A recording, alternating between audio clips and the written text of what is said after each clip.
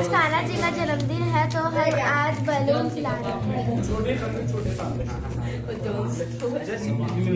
Birthday है बस।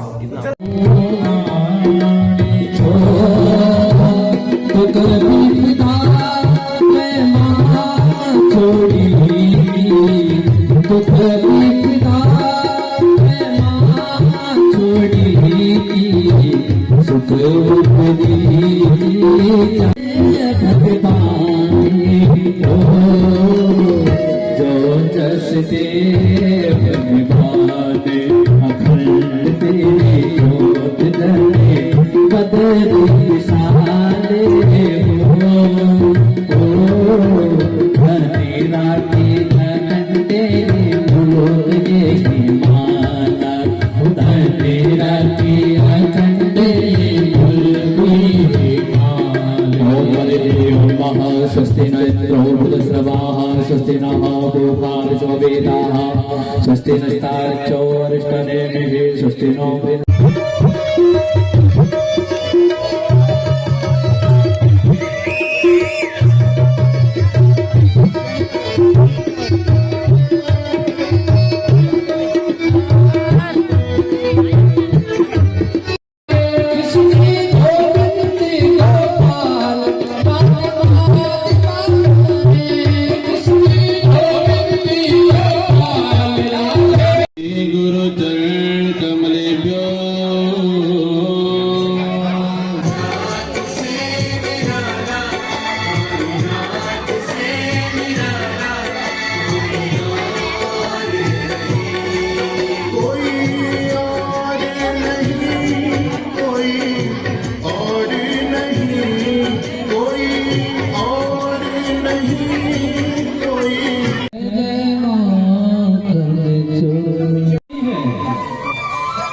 वो आनंद वहाँ है, वहाँ झलक रहा है। भगवान का दिव्य दर्शन वृंदावन धाम बन चुका है।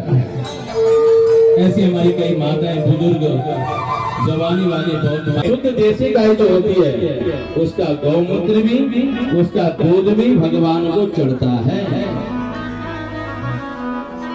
देसी गाय का ना दूध और ना गौमूत्र चढ़ता है। जिसने जीवन भर गाय माता का गौमूत्र का सेवन किया, पंचगव्य पी लिया, उसका जीवन उद्धार हो जाता है। भाई जब घर में सूतक हो जाता है, पातक हो जाता है तो क्या करते हैं? पंचगव्य बनवाते हैं पंडित जी से, नहीं बनवाते हैं। 5वें दिन का, 11वें दिन का और 21वें दिन का, ये 1.25 महीने का। आज तो लोगों के जीवन में भी छूट गया। बाजार में शहरों में हम लोग देखते हैं कई बार जो 11 दिन का नामकरण संस्कार होता है, पंडित जी आज ही निपटा देना, बस ऐसा बोल देना जो आपने भेजा, बस ज्यादा बस के बाद बहू की भी नहीं है। हम भी चाहते हैं कि चूल्हा जल्दी से जले, बस आज ही जो है भगवान सूर्य को जल चढ़ा देना। किस दिन? 11 दिन में। 11 दिन में नारी शुद्ध हो जाती है? नहीं होती है। ये धीरे धीरे हमारे गढ़वाल में भी नियम लग गया चलने। कम से कम 21 दिन होना चाहिए।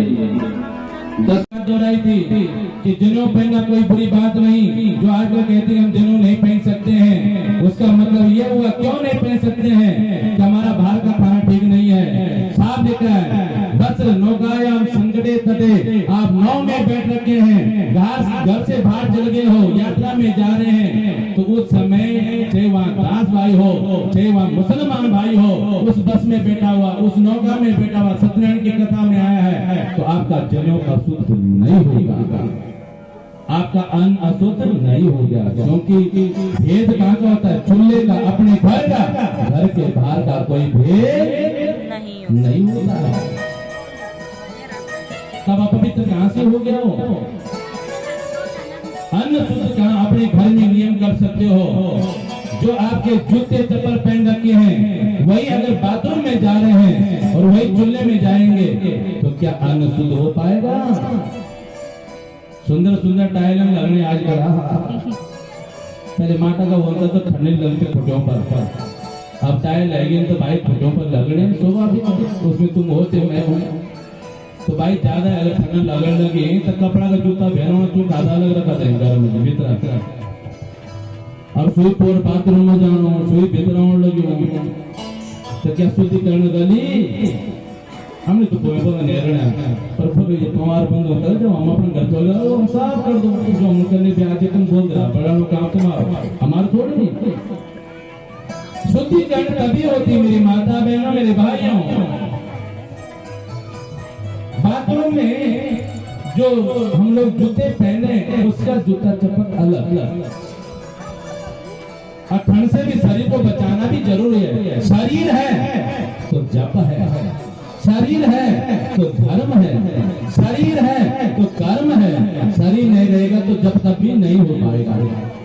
इसलिए हमारा सबसे पहले अपने घर का चूल्हा बड़ा सुंदर से प्रातःकाल अपने गैस को साफ करें, और अपने पैरों का जो जूता है ऐसा होना चाहिए जो इसमें बाहर का मल अंदर ना आ जाए, तो वह हमारा आहार शुद्ध हो जाएगा। जब आहार शुद्ध होगा तो हमारा विचार शुद्ध होगा। अंदर से क्या निकलेगा? विचार। विचार अच्छे आएंगे, फिर जैसा हम भोजन करेंगे वैसे विचार आएगा। जब विचार आ जाएंगे अच्छे तो हमारा आचरण शुद्ध हो जाएगा। तीसरे नंबर पे आचरण शुद्ध करना, और चौथे नंबर पे क्या है? व्यवहार शुद्ध। जिसका आहार शुद्ध उसके विचार शुद्ध, जिसका विचार शुद्ध उसका आचरण शुद्ध, जिसका आचरण शुद्ध उसका व्यवहार शुद्ध। और जब व्यवहार शुद्ध हो जाएगा तो हमारा जीवन मंगलमय बन जाएगा। तो पहली रोटी जब भी अन्न बनाए अपने घर में निकाल के रख दो, चूल्हे के पीछे रख दो, और ये जाकर के किसको अर्पण कर दो? गाय को। गाय है तो ठीक है, नहीं तो बाजार में जाकर के देना चाहिए। जो रोजाना गाय को रोटी देते हैं उसके जीवन में राहु का दोष नहीं लगता है। प्रत्यक्ष प्रमाण है इस बात का। केतु नहीं आता है, शनि नहीं चढ़ता है जीवन में, दे दो। और लास्ट बार रोटी किसकी होती है? कुत्ते की। चौथा दिन है, पांचवा दिन है, चलो मंदिर में, शिव जी के मंदिर में नहीं। 7 दिन से पहले उसको मंदिर में नहीं जाना चाहिए जल चढ़ाने के लिए। ये हमारा शास्त्र कह रहा है, पुराण कह रहा है, भागवत कह रहा है। इस बात से नियम समझे, नियम रहेगा तो आगे शुद्धिकरण रहेगा, परिवार में सुख शांति बनी रहेगी। पर कहते हैं कभी कभी जब भाई पहले के समय पे जल्दी शादी हुआ करती, अब तो समय ऐसा आ गया कि अब समय आगे बढ़ चुका है। अब तो 35, 40 वर्ष की 30 वर्ष की शादी हो रही है। और स्वाभाविक है, शादी का समय आता है, रजस्वाला में रहते हैं, बुरा मत मानना। बेटी का हमने कन्यादान करना है, बेटी ने भी आहुति डालनी है, नियम होता ही है। अब वहाँ पे यज्ञ बन रहा है, उनमें ब्रह्मा विष्णु रुद्र इंद्र इत्यादि स्तंभ लगे रहते हैं। क्या करें? आहुति डालनी है, संकोच लगता है, अपवित्र है तो कुछ नहीं बिगड़ा। डॉक्टर और पुरोहित एक ऐसा हो जिसको बातें आपने बता देनी चाहिए। अपने पुरोहित से कहें मेरा शरीर अपवित्र है, मैं हल्दी हाथ और बाण स्नान में नहीं बैठ सकती, क्या करूँ? गणेश पूजन होना है, वहाँ अपवित्र न हो जाए। मेरा दूसरा दिन, तीसरा दिन जो भी है, 5 दिन से कोई अपवित्र नहीं है, पर फिर भी तो कहते हैं अगर ऐसी स्थिति आ जाए, हमारा शास्त्र पुराण कहता है उस समय गौमूत्र और गंगा जल का पान अभिमंत्रित करके पंडित जी के हिसाब जो पुरोहित आ रखे हैं पान कर दो तो आपका कोई दोष नहीं लगता, क्योंकि वो जीवन को पवित्र कर लेती है। तब हम यज्ञ में जाकर के आहुति डाल सकते हैं और चारों स्तंभों का पूजन कर सकते हैं। ऐसा अगर हम नियम करते हैं तो हमारा जीवन में सुख शांति प्राप्त हो जाती है। धन्य गुरुदेव, आपने ये बातें भी बता दी, समाज के कल्याण के लिए परीक्षित जी महाराज करेंगे। आगे परीक्षित ने कहा देवताओं के लोग पर हमेशा कृपा करते हैं और देवताओं को हमेशा मारते रहते हैं, ऐसा भेदभाव क्यों करते हैं? बोले ऐसी बात नहीं। समप्रियं श्रुयं ब्रह्मन् भूतानां भगवान स्वयं इंद्रस्यादेकधं दैत्या नवधीतो विषमो यथाः। भगवान के अंदर भेदभाव तो नहीं आना चाहिए, क्यों करते हैं? बोले ऐसी बात नहीं। एक बार की बात है प्यारे, हे परीक्षित, हमारे बाबाओं की बात ही मैं कहता हूँ। चंद्रमा न घटता है न बढ़ता है, उसकी कलाएं बढ़ जाती हैं, पूर्ण हो जाती है। कोई पूर्णिमा का चांद को अगर अर्पण जल कर दे, पूर्णिमा का व्रत ले ले, तो उनके घर में जो भी धन आता है, चाहे कम आए ज्यादा है, लेकिन परिपूर्ण रहेगा। आपके घर में अशांति नहीं रहेगी।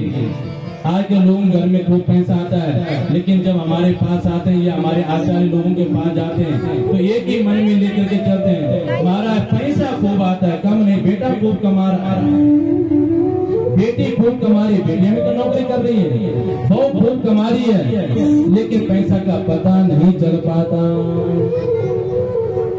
भाई से कहते कि नहीं, अधिकतर लोगों की एक ही दान, हमारे पास पैसा नहीं मिलता, सृष्टि करते रहे हैं और कहते हैं प्रभु अभाग्य कौशल्या के घर में इतना सुंदर बात